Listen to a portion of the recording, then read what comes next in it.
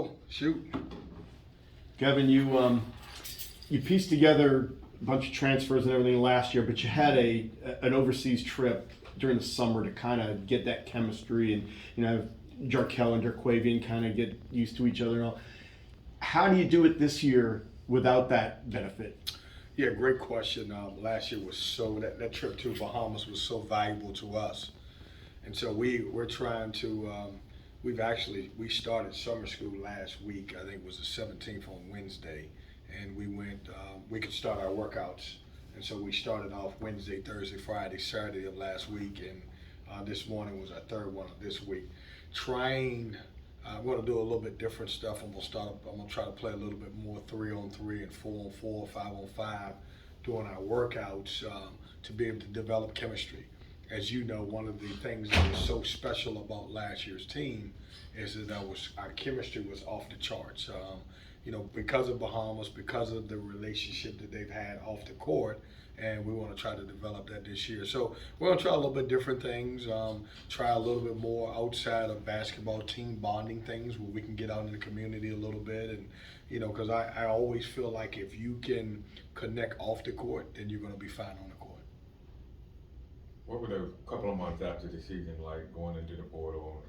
A lot of activity for you here. What was it like? Yeah, are you insisting or saying that we had an off season? The game has completely changed. After the season, you really go to work again. It's almost like you don't ever want to finish playing because the next day you finish playing, you got to start working again. And that's because of the transfer portal. And, the first thing you have to do is you got to talk to your own team and, try to figure out, what's next for them. In our situation, we had some guys who had exhausted eligibility, and Jarkel Joyner.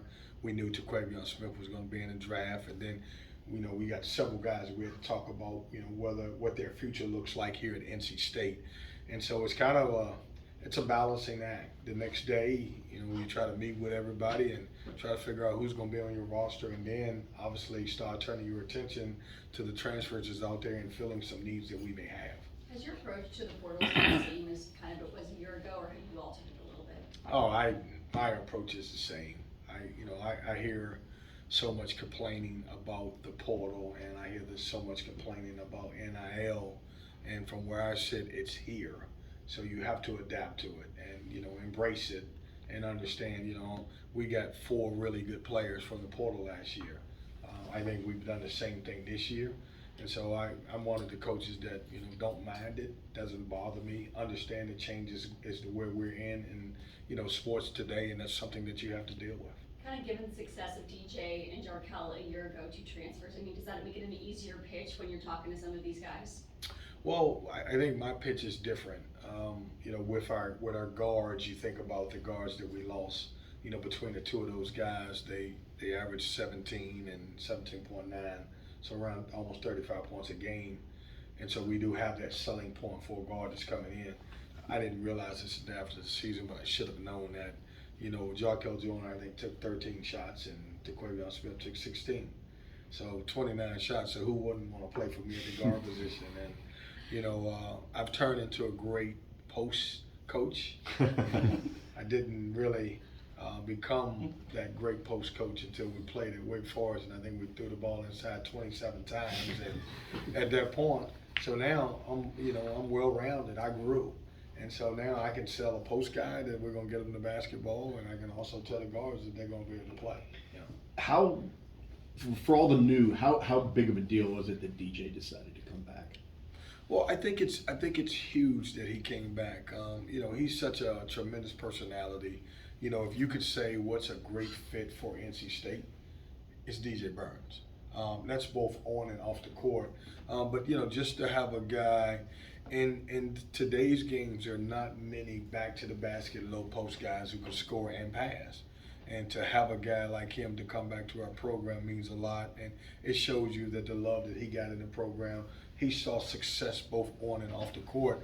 I thought it was important, when you look at last year's team, I think we had maybe 3 guys that returned and have played a lot of minutes. And this particular team, having both DJ and Casey Marcel come back, that were starters for us and played a big role, it means a lot to our program. With DJ in the offseason, as you look forward to year 2 with him, what are some possibilities for him? What are the areas of his game you want to tweak? What can be better? Well, if you talk to DJ, he thinks he's a three-point shooter. So, Oh, no. yeah, he catches the ball at the three-point line too. So, just expanding his game. Having him to be a face-up guy, make a few plays off the dribble. Even though he is a very efficient passer, his numbers don't always be great. And so we want to make sure that he continues in that role. We know because of his ability in losing to Quavion Smith and Jarkel Joyner early in the year, people are probably going to try to throw a couple double teams at him and being able to make the right decisions and ball handling and all that other stuff. And as we tell all of our guys, not just DJ, I want everybody to get in the best shape of their life, and that's every guy on our team. You mentioned a little bit before, but a lot of moving parts over the last couple of months, but a few returners too, especially with the veterans like DJ and Casey Morsell. How big is that as far as stabilizing the roster, showing new guys the ropes and in and around Raleigh and on and off the court? Well, our makeup, I love the makeup of our roster. We have 2 incoming freshmen. We have 6 transfers, and we kind of took the approach this year that we were going to go, power 5, power 6 with those transfers. And then we got 5 returners. The 5 returners, with Casey Morsell and DJ Burns, guys who played the most, we want them to show everybody what our culture's about. How hard we work, how hard we play. And it's always good, though I don't mind having to teach my program year in, year out, because I know that's what you got to do these days. It's always good to have a few guys back that can help you with that. There are quite a few of them. Can you go over the 6 transfers there, a little bit of your thoughts on those guys? Which one you like the most, if you had to take it? So, what was your favorite coming in that you don't? I'm more familiar with MJ Rice because he's your local kid. We'll start with MJ Rice. Yeah. Very talented. McDonald's All-American. Obviously he's from Durham. Didn't get the opportunity to play because they had a very good Kansas team with some really good players that played in front of him. I personally think that he's one of the most underrated, transfers in the portal. He was a McDonald's All-American, and you really don't hear a lot about him. Talented, I think he can play any guard position. He's strong, he's physical. We're working really hard. Tremendous kid, has a great body, can score inside and out. I think he's going to be really good. I'll stick with the same theme. DJ Horn coming back home. Score, older guy. Who's been around, reminds me similar of the Jarkel Joyner and Quavion Smith type of guy who can really score the basketball. Knows how to play, has had success in college at every level, mid-major and high major, and also playing in the tournament, which has been really good. And then we'll go to Ben Middlebrooks, and he kicked our butt, offensive rebounding, and probably had his best games against us. So I said, you know what, we're gonna take him on our team. He's a lot more skilled than you guys will know. You'll see him, and I'll talk about Muhammad here in a minute. Both of those guys will play some forward for us, and there will be a possibility for some bigger lineups. But because he played behind some really good players, and PJ Hall at Clemson, he's another guy who didn't get an opportunity to play as much as he could. But we're working on him stretching his game. He can shoot it out to 3. Very talented. Muhammad, really skilled post. Great rebounder, good shot blocker, runs the floor. Going to be a really good basketball player for us, and I'm excited about him also. And Taylor, transfer from Butler. It's funny, my theme is we took 3 guys that we played against a little bit, and Taylor was good. He scored 19 against us, but we told him you lost the game, so we got to cut that in half. But he can play kind of 1, 2, and 3. At his size, really good defender. What I always love to hear a kid say, he's saying now, who's going to take the best offensive guy on the other team between him and Casey, and you never get that. But he can score the basketball, and very solid, good passer, knows how to play good in transition. And then the last one would be Michael O'Connor, who I have to give a lot of credit. Graduated from Stanford in 3 years and didn't transfer a credit in before he got there as a freshman. Coming out of high school, was one of the best lacrosse players in the country, and everybody knows Maryland lacrosse is really good, and contemplated going there as a freshman. But brings toughness, a little bit more of a traditional point guard that we really haven't had, but we love his numbers. If you take his numbers, and he'll enjoy this part of where he took at least 10 shots, he was 53% and close to 40 from three. And I was like, dude, we gotta get you taking more shots. This is what we do. You shoot the ball here. So excited about him. He's a breath of fresh air. Really was concerned going into one of his finals that he did a good job in it so he could get a 3.5. So I was like, man, I like where we're going with this. I love the group of kids that we have there. We got great personalities. We got really good kids, and I think that's kind of goes to give the assistant coaches a lot of credit.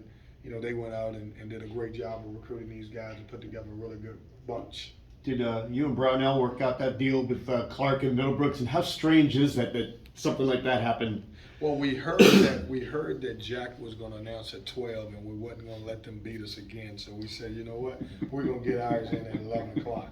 So it worked out well. Hey, Brad and I, we teased each other at the ACC meetings about, it was a trade, and everybody else in the room too, like, oh, on the same day you made the trade. And, I wish Jack luck there, and Ben's going to be good here. Okay. How the assistants you mentioned them, how well have they sort of settled in now and helped you with this continued growth? Yeah, they have been tremendous. I think all of those guys will be head coaches really soon. They remind me of the staff kind of when I had Takeo Sittle and A.W. Hamilton, who are doing both well at UNCW and also EKU. And so they're doing a really good job. I think what makes staffs really, really good is the chemistry of the staff. They kind of feed off each other. They do a good job. They bring a lot to the table. I let them coach. During this time when we're working out, we're going about 4 days a week. I kind of want them to run their workouts 3 days, and then on the last day of the week, we kind of do some team stuff for about an hour, which I jump in. I think it's important that assistant coaches have a voice, and they've been really, really good, very talented bunch of guys. You look at going into this past season, there was a lot of self-reflection. Now you feel like you're kind of back on track now with the NCAA tournament bid this past season, back on course. Yeah, but that doesn't change my self-reflection. I do the same thing every year and kind of get away and see how I can improve as a coach, and also how we can improve the program. And so I've done some of that, and we'll continue to do that. We are on track. I like our group. We stubbed our toe. For whatever reason it may be. We can look at bad luck. We can look at injuries. We can call it you just lost games, whatever you want to call it. But at the end of the day, I think our guys did a good job of getting things back the direction that we wanted to be in. And, we don't take for granted winning 23 games is really good, and going 12-3 in any league. 12-8. I wish it was 12-3. That would have been a Kobe year, short year. But going 12-8 in any league is really good, and we want more of that. You think that NC State, where they're at right now, what are the areas of growth you want to see this season? Well, I want us to continue to evolve as a program where we're consistent every year. Now, the challenges of that is tougher. When you are returning 7-8 guys, and you could bring in classes of 4 or 5 freshmen, and freshmen become sophomores and sophomores become juniors, I think that would help. But we got to find our niche in an era of transfers to be able to stay consistent. And that's one of the hardest things that all coaches will have to do now, is trying to figure out how to build a successful programming culture with the transfer portal. How's your non-conference schedule coming along, and how much do you want to challenge in that area? It's tough to release. I'm not ready to release a lot publicly. I think everybody saw the tournament in Vegas, which I think will end up being Arizona State, BYU, and Vanderbilt. But it's coming along. We want to put together a very competitive non-conference schedule. The league was so tough this year in the sense of, meaning the ACC. Scheduling is a lot tougher than it's ever been, because you don't know who's on everybody's roster and kind of until the transfer portal is done. And what I mean by that is, you may think that you're scheduling a team that's not very good, and maybe a guaranteed game possibly. they could be really good. But you also can go out and schedule a really good basketball team, and then at the end of the day, they lose a bunch of people to the NBA or to transfers, and they don't give you the quad 1 or quad 2 win that you need. And so you used to try to speed up as much as you can to get your schedule done, but now it's a little bit more strategy to it. Where what was tough for our league this year, ACC, which we really got hurt, is that for the first time we had 4 quad 4 games in our league. And so when you look at us, we had 6 quad 4 non-conference games, which is not really bad. But you don't anticipate that you could get 4 more quad 4 opportunities or games in your league. I think one of the things that helped us is we didn't lose any of those games, but that's tough because a quad 4 going into a Louisville, a quad 4 going into a Boston College or a Georgia Tech is not quite the same as maybe a quad 4 going somewhere else or playing someone else. So I wish there was a different weight.